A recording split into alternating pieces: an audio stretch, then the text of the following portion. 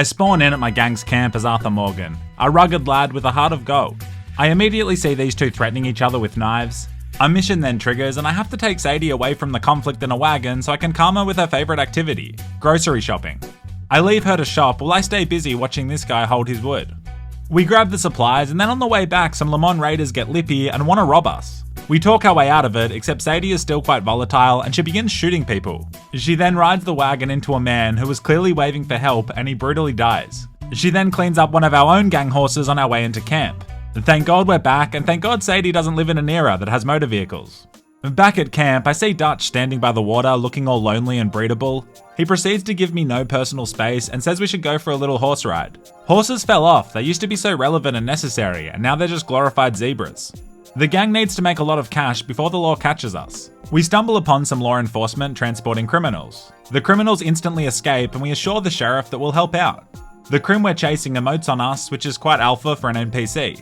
I proceed to have a pretty sick fist fight on top of one of the carriages. The guy I'm fighting has a stronger jaw than a housewife of this era, but I eventually capture the lad. On the ride back to Rhodes, the deputy tells me about the rich plantations found around here.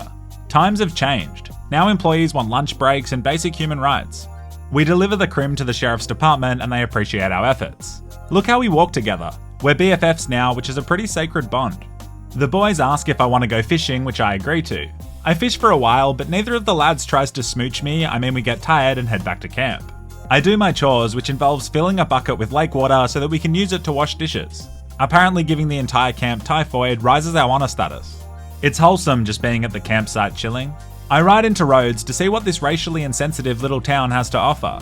There's a lad selling newspapers, and so I buy one so I can invest into the law. All the articles are just about us and the horrendous crimes we've committed. It also says that you should join the military. Is your neighbour a few tinnies short of a six-pack and thinks it's okay to start mowing his lawn at 6 AM on a Saturday morning and you find yourself wishing you had an M2A4 light tank so you could light his house up? Then War Thunder is the game for you. There's plenty of water-based content. This is a fantastic shot of the French fleet moments before they surrender, I guess. Air combat will have you feeling like a Pelican on heat. Heat-seeking missiles, that is. Your enemies will fall as you fight them on land, sea, and in the air. War Thunder is free and available on PC, Xbox, PlayStation, and Mac. You can upgrade and customize every single vehicle to your liking. Basically, War Thunder can do everything except be the consistent father figure you desperately need. Just kidding, it can be that too, thanks to its regular updates. The new Sky Guardian update brings with it an armada of new vehicles to try. I think every citizen, regardless of what country you're in, should be given a Yak 141. How can citizens feel safe without their own personal supersonic VTOL Soviet fighter aircraft? Enjoy flexing your superior tank on your teammates so you can momentarily feel above average and then destroy your enemies together as a unit. Download War Thunder for free with the link in the description. New and returning players will receive heaps of rewards using the link. Thanks to War Thunder for sponsoring this questionable content. I head over to the sheriff's office. The silly sheriff is drunk again, so we agree to help destroy some illegal moonshine production sites because apparently these guys hate affordable liquor.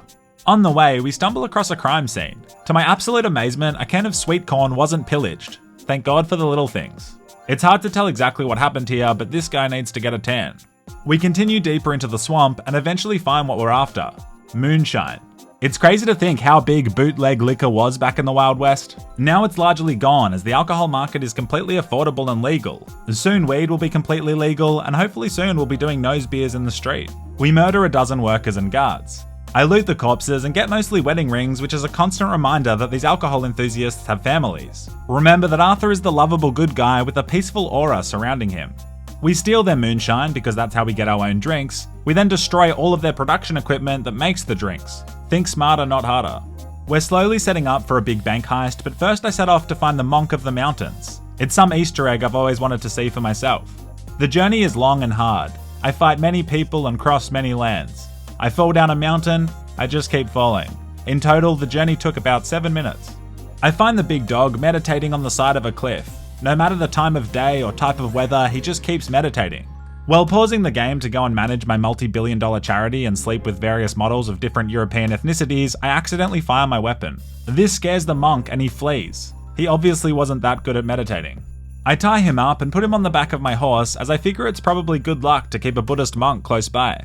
The problem is, this isn't a consensual arrangement, so every civilian snitches on me. We ride together, but then the unthinkable happens. My monk flies off the horse and crashes into the ground, but he pushes through the pain and lives. I hate keeping the spiritual Malacca tied up, and so I locate a small island where I can let him be a free-range monk. Unfortunately, he comes close to drowning on the swim over, but again the legend lives. Fun fact, monks are better swimmers than most fish. I untie him and he just runs laps of the island in a panic, and I'm scared my new friend will despawn, so I have to tie him back up again. We make camp for the night and I place him by the fire so that he can warm up. Unfortunately, the guy whose camp we commandeered body catches alight and the monk has to watch a corpse burn 5 foot from his face. Arthur really is an angel choosing to walk on Earth. My honor rating is so bad that bounty hunters attack me twice a day. They come from every direction and I'm forced to fight them all off. Bullets land everywhere and honestly, mostly in the monk. He was both literally and spiritually my Kevlar and now he's gone. I hold a traditional Vikings funeral for him, except I can't get him in the canoe and I only have dynamite, but it's still a really beautiful ceremony. Like the video to pay respects to Monk. I jog back over to the camp a lonelier man.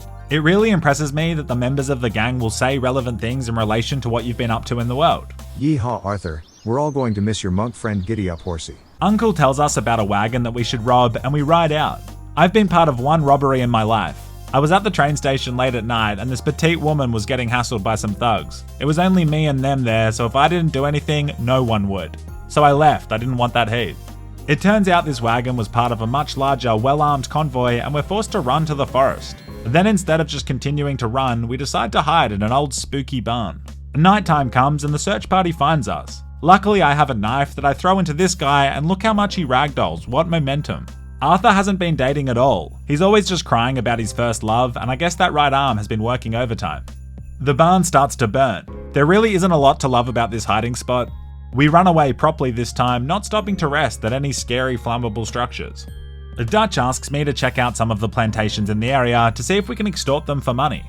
This guy reading a book asks me to deliver a love letter to the young lady of the neighbouring estate. The dick pics of the Wild West. I ride over to her place, but I get caught in a small fruit tree. I'm then punched by a guard who also clearly hasn't been dating a lot lately. I eventually deliver the letter to this young lass because teenage romance is my passion. She's like, yeah nah, big nuts, can you deliver this letter? I haven't seen a relationship this hot since Arthur and the monk. The young lad is now worried as his girl is about to take place in a woman's rights march, which is very dangerous in this era.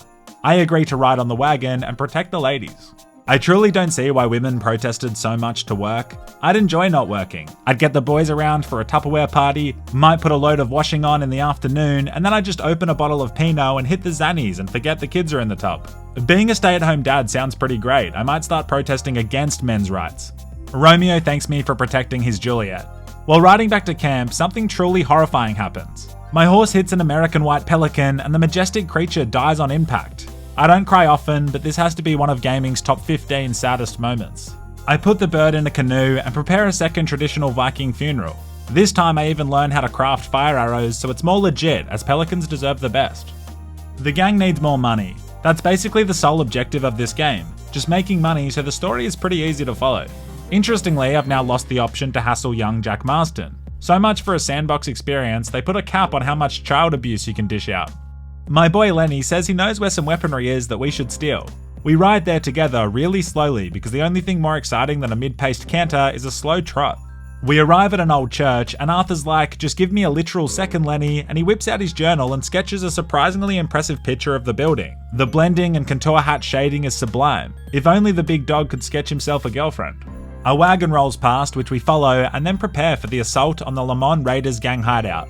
A true story, the boys and I pissed off a Spanish gang while traveling in Barcelona. I was walking along and this guy kept trying to sell me a beer in a Gatorade bottle, but he kept touching my waist. I thought he was trying to pickpocket me. So I give him a shove and he was off balance and this dodgy Spaniard falls back and eats it on the pavement. I'm like, sorry bro, my B, but the damage was done and he curses me and scampers off. I don't think anything of it, but then later on in the night, as we walk up to a bar, there he is. He whispers something to the giant Algerian bouncers and then he tells us to leave the area. We decide to go across town to another club like 4 kilometers away and restart the night. After about an hour, this same guy I pushed shows up and gets us kicked out from the biggest nightclub in Barca. This random dude selling DIY beers is unbelievably well connected. So there we are, just standing opposite this angry bootleg beer salesman, and now he's with all his boys. It seemed like they were honestly going to kill us. Now, a couple of nights earlier in the hostel, I was taking a shower. In the shower next to me was this 6'6" Croatian bodybuilder. I reached up to get my shampoo at the same time as him, and we brushed hands, laughed, and a bromance was formed. We ended up drinking with his group. It was a good time. Back to the nightclub where I'm standing opposite these guys who looked like they were going to kill us. I'm genuinely scared, not going to lie. Foreign country, there's 8 or 9 of these Spaniards, but then like Croatian Superman, my giant shower buddy mate comes in and just two-hand pushes this guy again and he hits the ground. This man was getting pushed more than a baby in a pram. We managed to leave the area in a taxi. The moral of the story is, if a Croatian guy in a Spanish youth hostel shower asks you for a wristy, you say yes. While riding back to camp, I see some prisoners that are part of a chain gang. Prisoners are just zebras from Wish.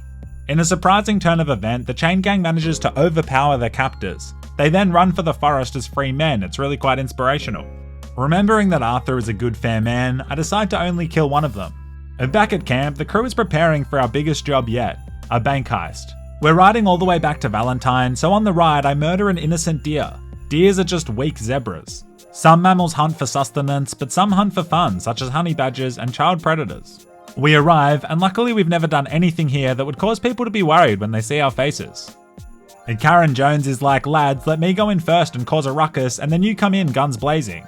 We wait for a signal and then storm the branch. I head into the back area while the manager opens the safe for me. I just keep pistol whipping him to speed him up, but then he dies. Arthur's a great guy. I blow the safes open as we loot thousands and thousands of dollars. Like, this is more money than you can imagine. I'm out here selling deer pelts for $3.50 like I was Warren Buffett. And Karen is like, don't worry, I can help us get out. She proceeds to walk out the front door with her hands up, and then we just shoot everyone anyway. We escape Valentine and ride for the hills where more bank guards happen to be. The chase is on and we narrowly get in front of a train, meaning the law are forced to turn around. Everyone knows that once the train is crossed, the chase is lost and you must give up. Psalms 13:4. Before heading back down to Rhodes, I need to quickly collect a debt we loaned to some guy. Unfortunately, he died because I think I actually killed him. I have to hassle the family for the unpaid funds. Remember that Arthur is an endearing great guy with an insightful moral compass. If you enjoyed this video, hit like. I'm having a lot of fun making this series. I love you. Thanks again to War Thunder for being a partner of the channel. The best things in life really are free. Hugging a loved one, shouting abuse at pedestrians, and of course destroying your opponents in War Thunder. Click the link in the description and check it out.